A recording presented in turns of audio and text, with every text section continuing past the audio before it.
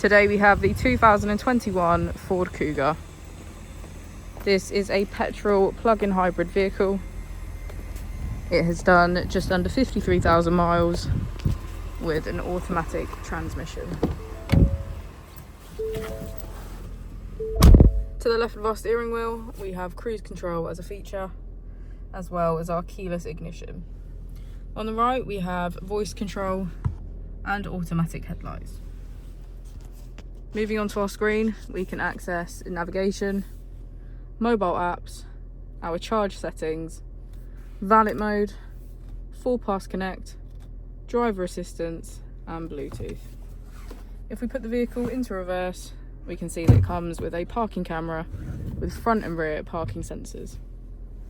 Just below our screen we have our dual zone climate control, and if we press our mode button we can switch between normal, eco, sport, slippery and snow/sand assist.